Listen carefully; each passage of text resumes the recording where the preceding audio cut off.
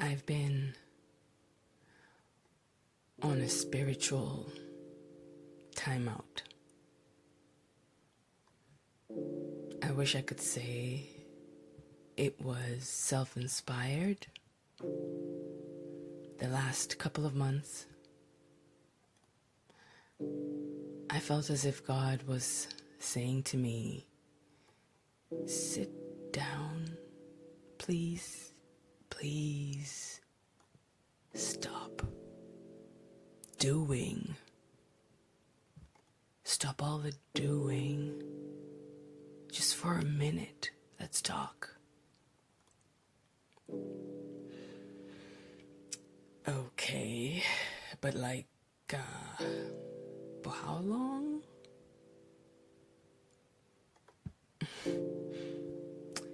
The first month went by. I experienced the deepest rest of my life.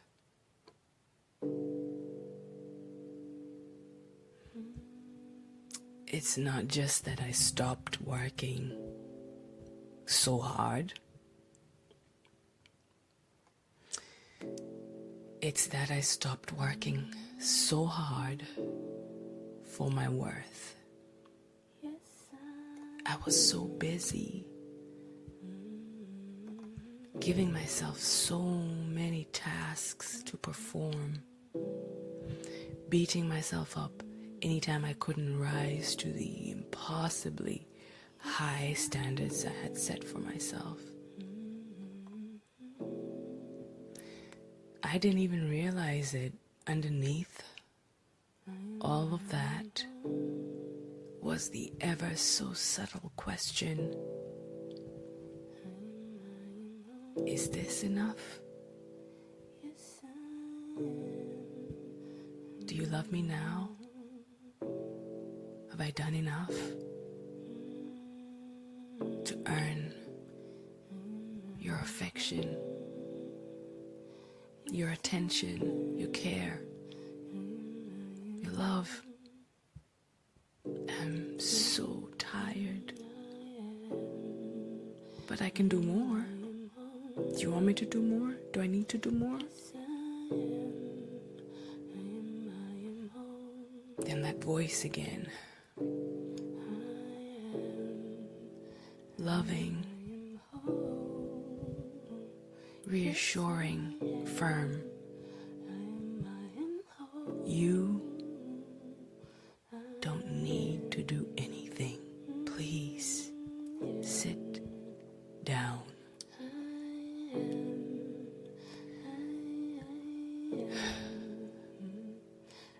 Rest. Breathe.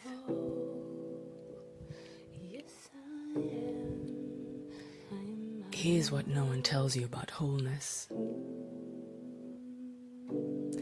That just because you're whole, meaning you've come to a mental realization of your wholeness, doesn't mean you necessarily know how to walk in wholeness. It takes practice to walk confidently in your authentic identity. Wobbles are welcome here. I'm definitely still wobbly. Relearning that I am accepted,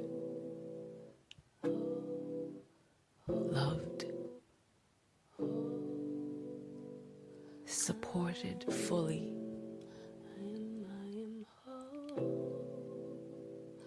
that I don't have to work for it, is a concept I'm leaning into more and more every day. That when I don't perform excellently all the time, or worse, when I fail, that the acceptance, the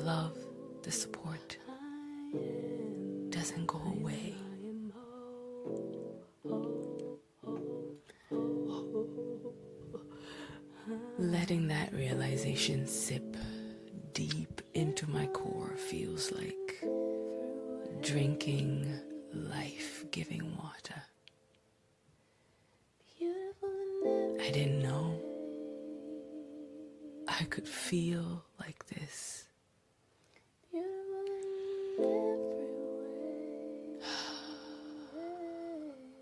That I could experience this love. It was with me all along. I just didn't know how to let it in fully. Wanting to protect myself from the things that hurt, of course. It's been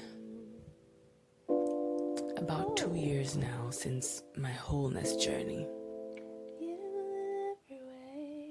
I'm talking about that period in my life where I focused intently, solely on healing my inner wounds, those painful core heart wounds.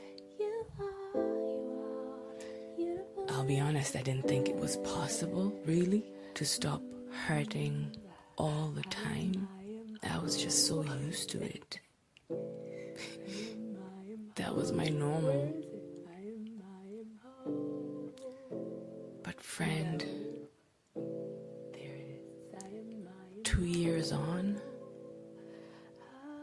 what used to be overwhelming heartbreak feels like just a tiny little sting now.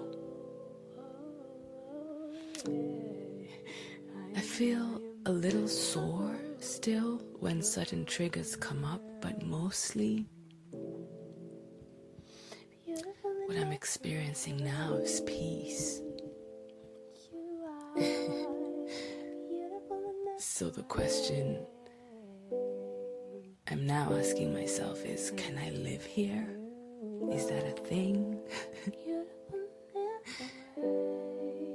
To never have to experience the chaotic pain that comes from feeling dismissed, neglected, abandoned, invisible. Whew. I'm like, great lesson, God. Thanks for that insight. Seriously. This is how I'm talking to God. I'm like, experiencing that rest was invaluable, God. Thanks.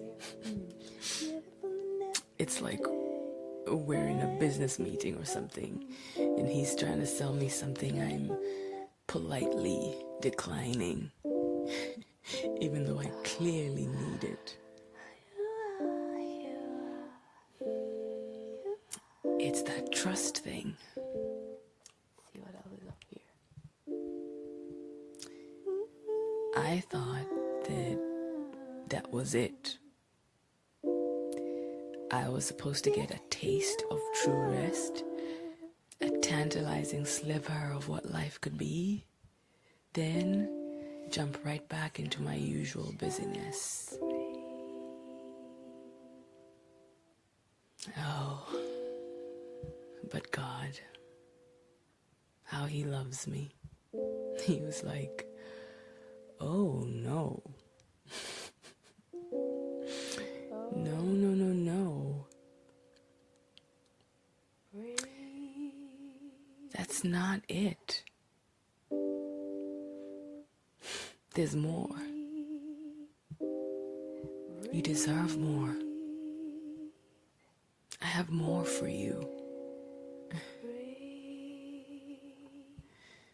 This rest that you're experiencing is just the beginning.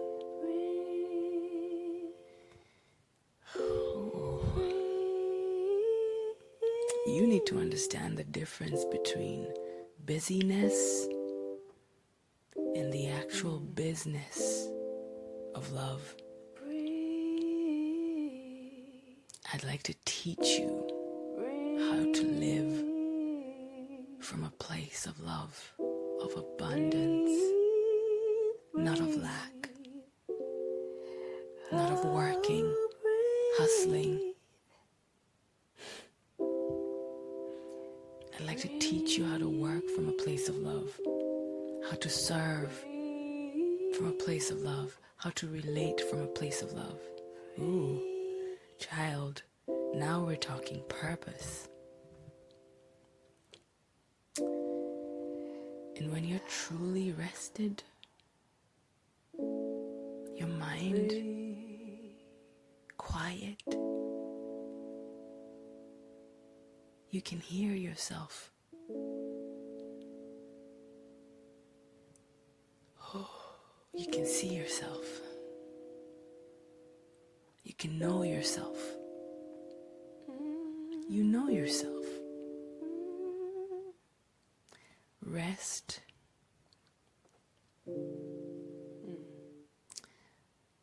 heightens your awareness.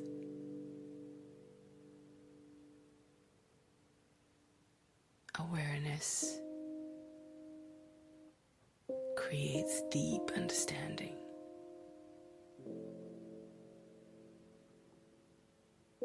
That's why it's not just a little taste I want to give you. It's where I want you to live. Rested. Okay. Okay, wait. Just wait 1 minute. My defense mechanisms are starting to get irritated, honestly. Exactly how long are we going to be doing this deep rest thing? She's a little passive aggressive. She wants to know how long I plan on just sitting around doing nothing. But it's not nothing, is it? Deep down, I know that this lesson right here, this is the big one. This is it. It's time to contend with the scariest monster in my closet. That monster, it turns out, is me.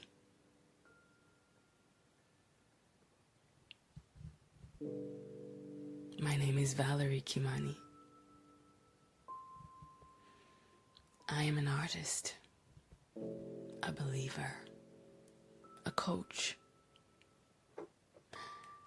I take the broken things of life and turn them into something beautiful. Chai is an invitation to conversations on wholeness. These conversations are how I'm turning the trauma in my own life into triumph. Each episode, a delicious sip of healing. I do this work for my children and my children's children. I share it here for you. Here's to wholeness.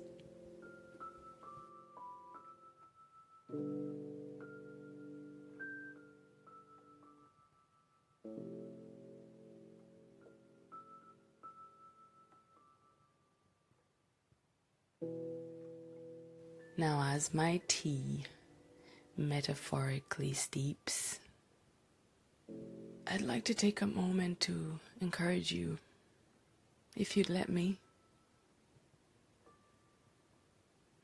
if it's okay, I'd like to say, if you're experiencing emotional pain in your personal life, in your marriage, in your family, or in your business, help is out there. You may have to do a little searching to find the right help. You may feel a little wary of trying, but I'd just like to encourage you that what you need is out there.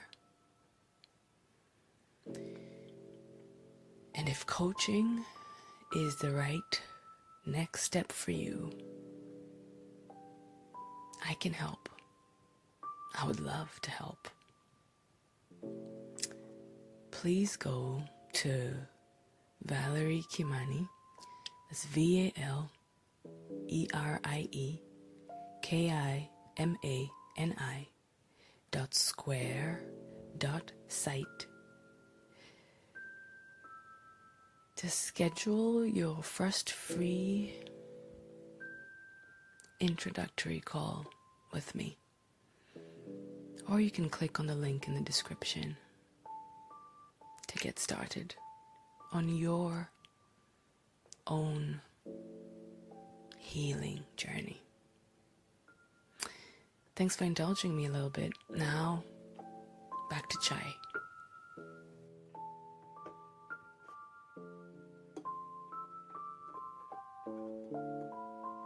So this first month of rest, my spiritual timeout goes by and I'm like, great, I get it. That was awesome. Now what? I really didn't think I had it in me to rest like that for like another month. Is that even a thing? Who is this Zen all the time? Could I really live like this? Experiencing calm instead of chaos? The chaos that I was so used to. Experiencing harmony in my relationships instead of constant conflict. Is it really possible to function when all I really knew was dysfunction? Is it possible to do life at a pace that's comfortable, not frenzied?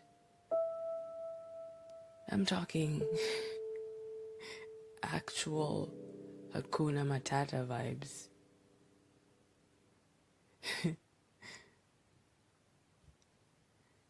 Connecting with myself. Connecting with my people. Connecting with my God. Intimately, often. A life that doesn't hurt? A life I'm not escaping? Is this really possible?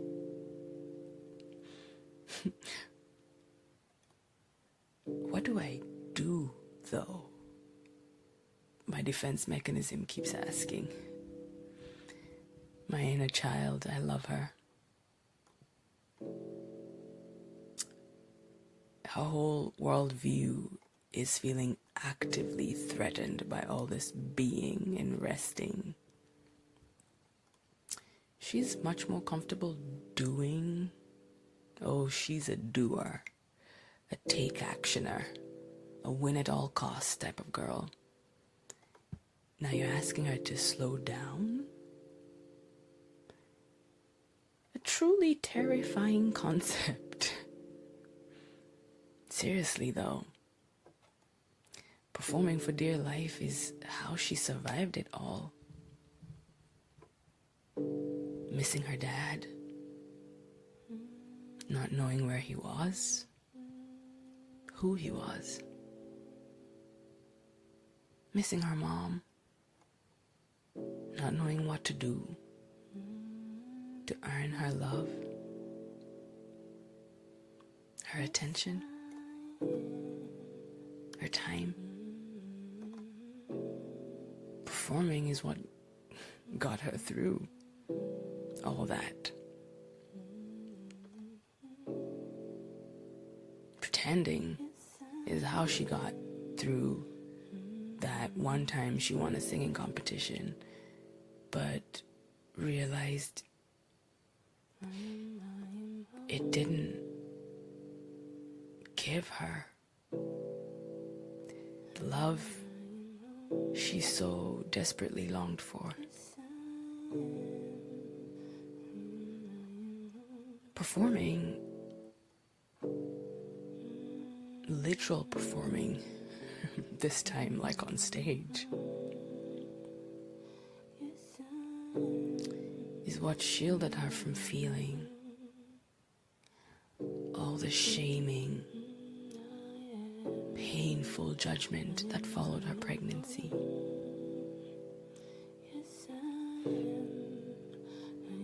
That time that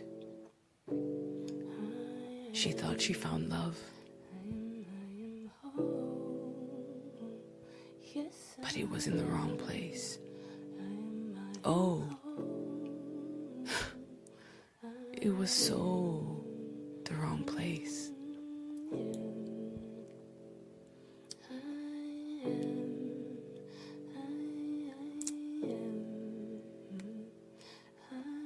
So she just kept performing, playing make-believe, achieving one thing after the other, bigger things, higher things. Role-playing was all I knew to do. Yes, I'm all right. Yeah, I'm okay. Oh, no, it doesn't hurt. No. Yeah, sure, you can reject me. I'm okay, I'll be fine. I don't really need love. Thanks, though. I'm fine on my own, really. Love? Oh, no. Love hurts. Being with people hurts.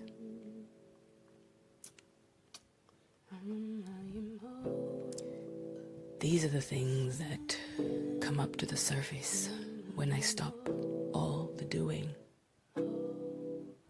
What's so scary, what feels like very real danger to my inner child, is exposing these feelings, challenging these beliefs, because what if it's true? What if I find out that, yes, I do deserve to be alone? What if I find out that maybe I am worthless? That would be crushing. So I run. Oh, you'll never catch up with me. So I run. You'll never catch me. I'm too busy achieving big things for you to see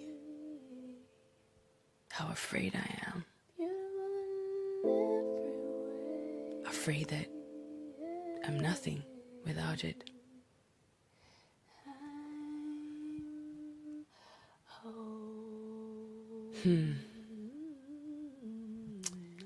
This may or may not resonate with you. Your childhood wound may be entirely different. Your journey is most likely vastly different from mine.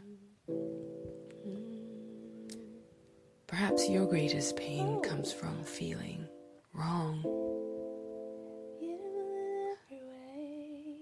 Like there's just so much wrong in the world. Maybe with you. And that hurts. Feeling like you need to fix that wrong. Not knowing how, doing everything you can, trying desperately to get it right all the time. Where is it? Perhaps it's that you're not this ideal that you so desperately want the world to see you as. The ideal mom, the ideal wife, the ideal teacher, worker, helper.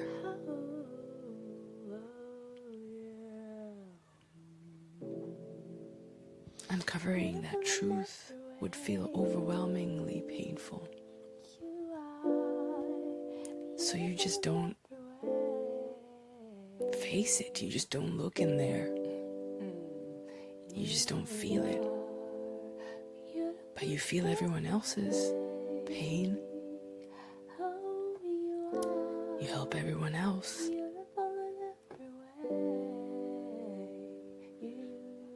But what about you?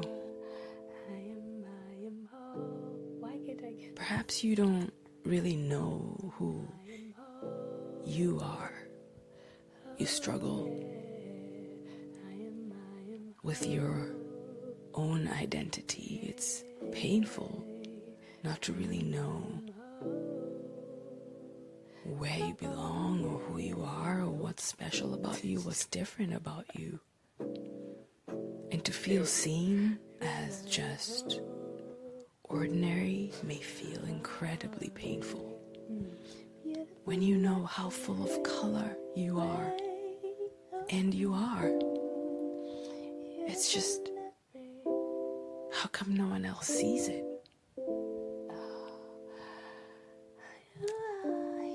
Perhaps you feel separated from those you love, and you don't understand why or how it happens.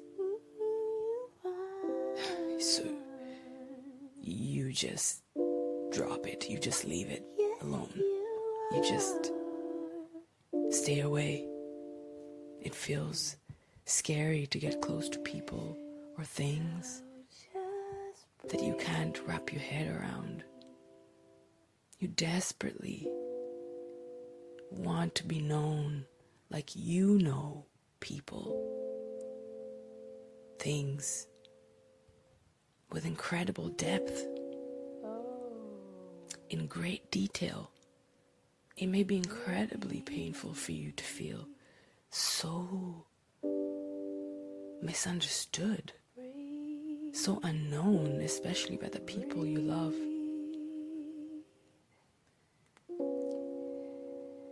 Perhaps you work so hard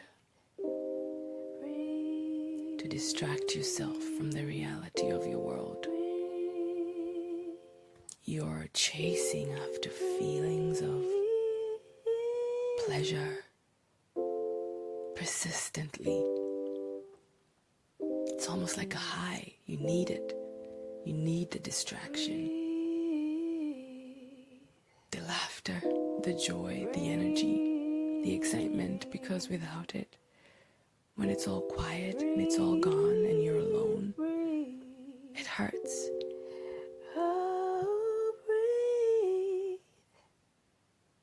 Perhaps you feel the need to stay on top of everything, everyone, all the time. It's exhausting to always have to put on a brave face, to take charge of the world around you, to constantly make things happen. Who knows what horrible things could happen if you weren't in charge? If you let people in? That's crazy. If you allowed things to naturally unfold, that feels dangerous. But it's also so exhausting, so scary. Perhaps you just want to escape it all, to disappear into a safe space where nothing hurts. nothing comes in.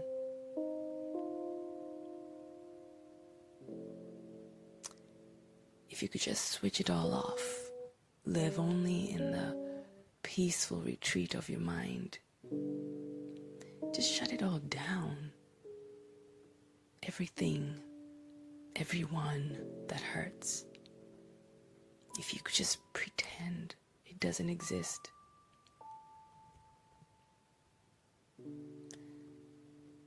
Nobody likes to be in pain. We all have our own crafty ways of avoiding it, not wanting to face the truth. The exact place this spiritual timeout was leading me. Now I know I'm whole, but my actions still need training. That's why wholeness is a practice, a daily walk. I need to learn how to go against all my natural trauma responses, to lay all my doing aside long enough to ask myself, when you perform as voraciously as you do, what are you seeking? What are you craving? What are you needing? What is it that you actually want?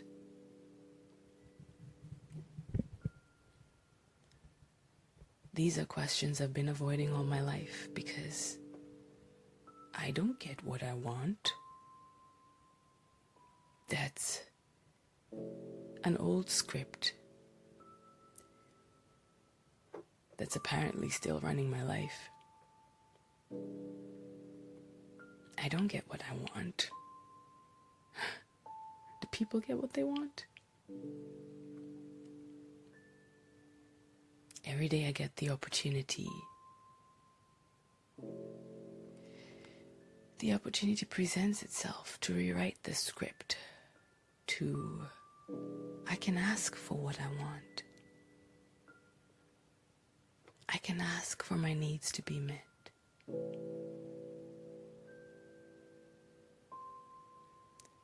I'm allowed to want. It's normal to need. I am worthy of being heard, of being listened to, of being taken care of being loved. All my life, I had been running fast to nowhere I really actually wanted to go. What I really wanted was a place too painful to visit. Expressing what I wanted or needing something, anything, was a painful experience, so I just stopped wanting anything for myself or expressing any of my needs. And over time I learned to go everywhere else but there, to look at everyone else's wants and needs other than my own. I became an expert at convincing myself that I didn't even really want what I wanted. I didn't deserve it anyway. But what was it that I didn't want, though? What didn't I deserve? What had I been running from all my life? The answer to that, I suspected, is where my true happiness would be found. And I'm so happy. I'm so relieved to have found my answer. have identified my wound. It's been a long process, a scary process.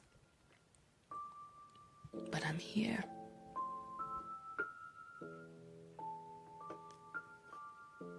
My answer rose to the surface while I was in deep rest. It was lying there in the quiet corner of my mind.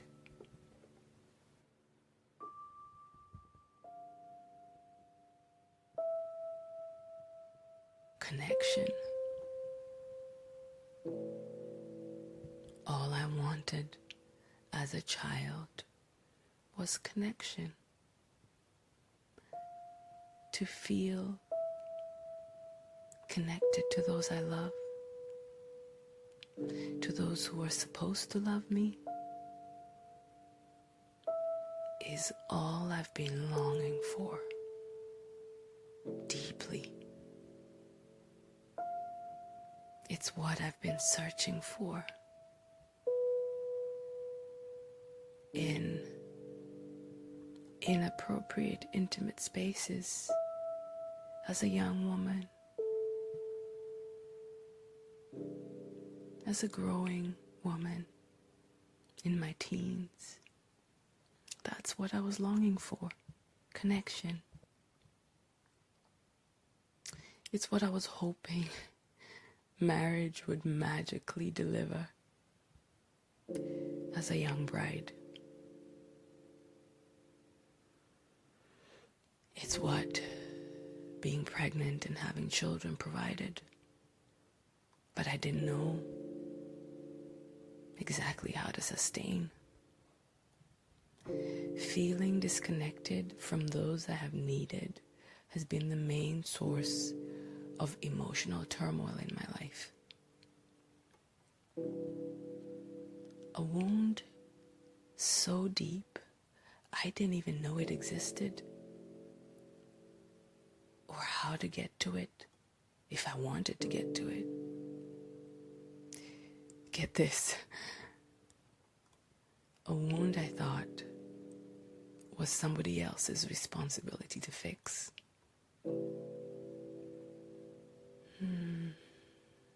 Oh, but God knew.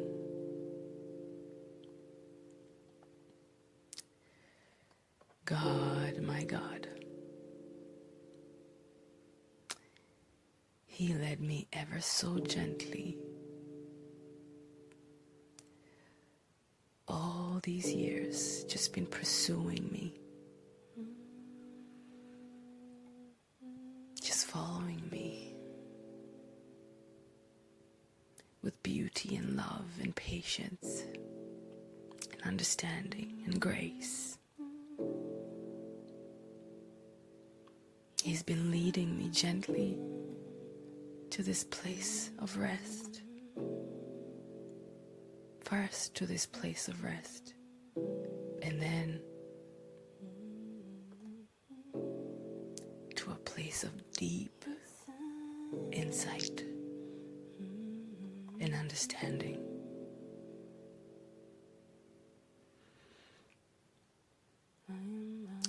I felt it,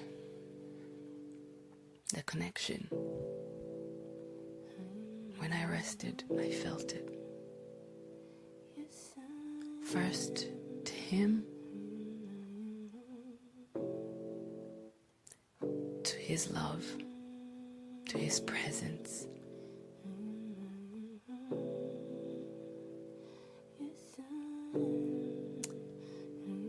to the fact that he was with me in those places where I felt most alone.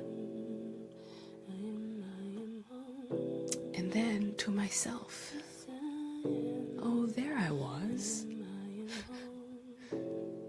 When I stopped running, doing, keeping myself busy.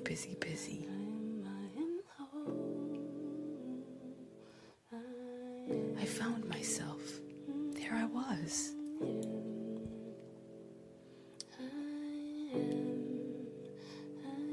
That's who I am. Here is who I am. Who am I?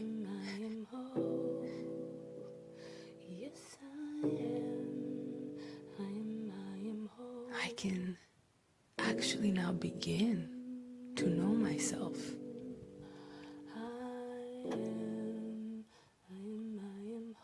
To understand what I like, what I don't like, what works for me, what doesn't work for me, what I need, what I desire, what excites me, what I'm good at, what I can do, what I want to do.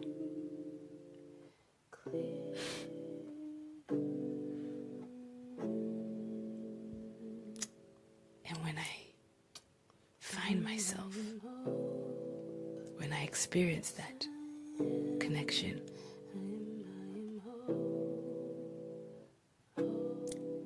I can connect more honestly, more securely with others, with the world, with you.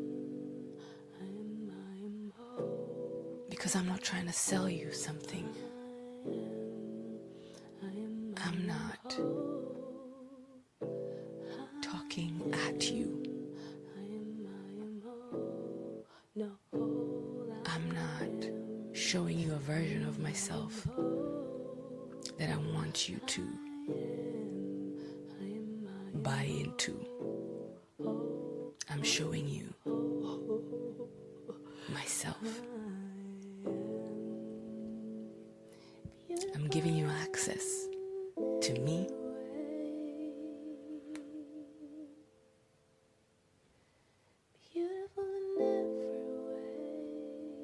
And for the first time, I'm not afraid. Because I know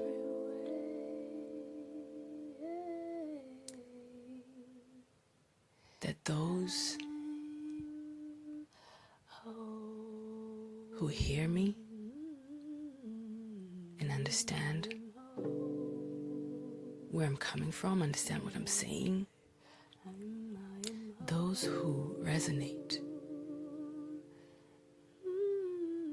with even just a tiny bit of my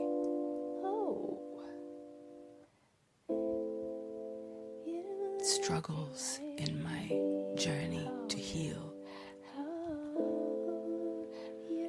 Those people I will connect to. And so I don't need to live in fear of those people who won't connect to what I'm saying and who may reject what I'm saying. I don't need to be offended when people that aren't connected to this work, into this process, when people that aren't on this journey themselves react or comment or say things that may hurt, I don't need to react. It may hurt. It most likely will. But when I'm healed, it doesn't trigger me. And I don't respond from a triggered place. I can see people. I can see where they're coming from. I can even be open to what they're saying that necessarily doesn't feel good, because it's not. Why can't I get this? It's not a competition I'm in with you. It's a connection, a true connection I am seeking to build with you. I know it's a strange way to connect through a platform, but it's real. I know I have connected deeply with people I likely will never meet. I have been influenced and inspired by people who have shared themselves vulnerably. And so it's my desire in sharing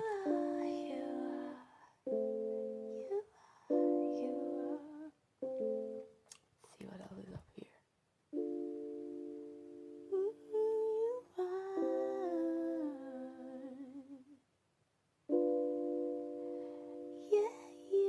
In sharing my wholeness journey authentically with you. It's my desire that you will not feel alone in trying to make sense of your own trauma, of your own pain. It's my desire that you will be inspired to keep pursuing wholeness, to keep doing your work. Because I can tell you that it's been almost 2 years now since I decided to do this work for myself. And it gets easier.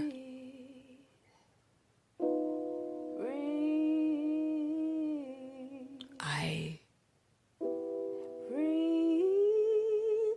still have work to do, but I am so much healthier than I was even 2 years ago. I can identify my wounds easier. I can advocate for my needs vulnerably, not reactively, with anger, and not in shame. I can offer myself the kind of compassion and empathy and tenderness that I desire. And I can accept it from others. And I can offer it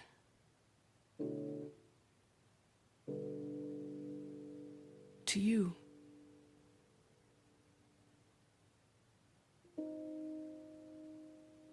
I have deep understanding of my worth.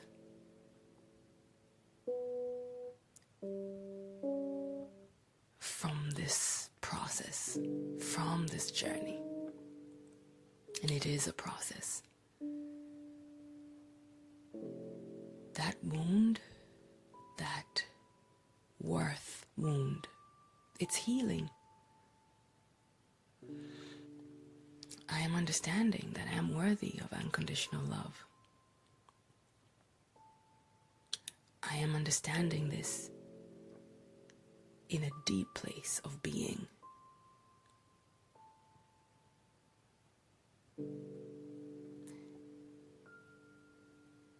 I know that I don't get this worth from my doing, but rather that what I do comes from love. It's not to get love. So let this be a gentle reminder to myself when I stray into some old habits, some old patterns of thinking when I find myself hustling for my worth. Let this episode be the evidence, the sweet fruit produced from rest, not from hard labor. It feels a little backwards, I know, to unlearn old ways, but oh, the joy of alignment. When how I feel, what I believe, and what I do based on those beliefs are a reflection of the real me. That is wholeness in full bloom.